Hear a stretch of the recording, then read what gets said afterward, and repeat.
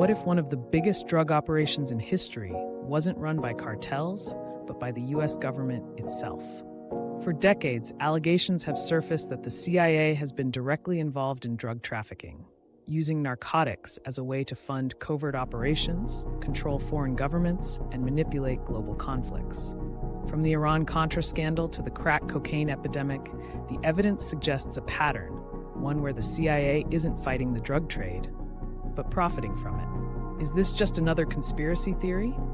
Or has the US government been running a massive illegal drug empire right under the public's nose? This is the CIA and drug trafficking cover-up, a story of power, corruption, and a truth the government doesn't want you to know. The most infamous case of CIA drug trafficking came during the 1980s in what became known as the Iran-Contra scandal. At the time, the US was secretly funding anti-communist rebel groups in Nicaragua, known as the Contras. The problem? Congress had made it illegal for the government to fund them. But the Reagan administration wasn't about to let that stop them. So they came up with a covert plan: sell weapons to Iran, take the money from those arms sales, and funnel it to the Contras in Nicaragua.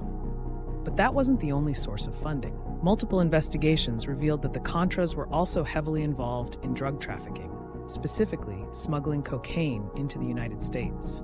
And where was that cocaine going? Straight into American cities.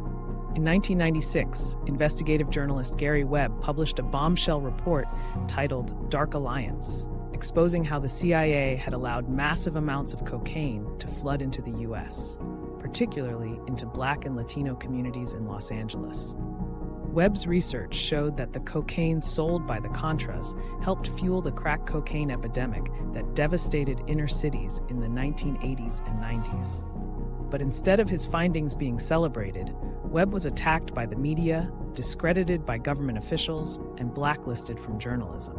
In 2004, he was found dead, with 2 gunshot wounds to the head. Authorities ruled it a suicide. The Iran-Contra scandal wasn't the first time the CIA was linked to drug trafficking. During the Vietnam War, the agency had deep connections to the opium trade in Southeast Asia's Golden Triangle, one of the largest drug-producing regions in the world. The CIA backed Hmong militias in Laos who were fighting against communist forces, and in return, they protected their heroin trade. US military planes were allegedly used to transport opium out of the region, and some of it ended up back in America. This heroin flooded US streets, coinciding with a massive rise in addiction among American soldiers and civilians. Despite overwhelming evidence, the CIA has denied involvement in the drug trade.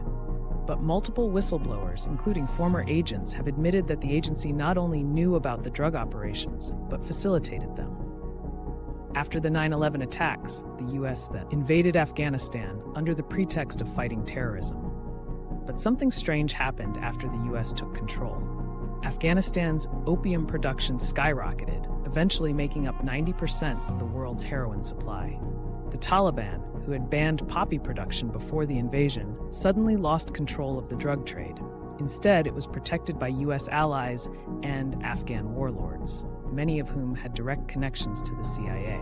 Former military personnel have spoken out, claiming that US forces were ordered not to interfere with poppy fields and that drug routes were being actively protected. So the question is, who was really benefiting from Afghanistan's booming drug trade? And why did heroin overdoses in the US skyrocket after the invasion? If the allegations are true, why would the Central Intelligence Agency, the agency supposedly responsible for national security, be involved in the drug trade? There are a few possible reasons. 1. Covert funding for secret operations. When the US government can't legally fund certain missions, drug money provides an off-the-books revenue stream that doesn't require approval from Congress. 2. Control over foreign governments. By controlling the drug trade, the CIA can manipulate and destabilize foreign nations, keeping certain leaders in power while removing others. 3. Social engineering. Some believe the CIA intentionally flooded minority communities with drugs to fuel crime, incarceration, and long-term social instability. 4. Protecting U.S. financial interests. The global drug trade funnels billions of dollars through banks, corporations, and private contractors, all of which benefit from the continued flow of narcotics.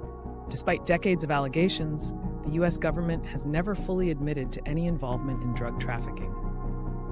Whenever reports surface, the CIA denies everything, mainstream media dismisses the claims, and whistleblowers are often silenced or discredited. But history tells a different story. From Vietnam to Iran-Contra to Afghanistan, the pattern remains the same. Drugs move in, money moves out. And the CIA is never too far behind. If the CIA was involved in drug trafficking in the past, what's stopping them from doing it now? Could they still be facilitating the modern opioid crisis, heroin trade, or cartel activity? And if the government has been running a secret drug empire for decades, how much of what we think we know about the war on drugs is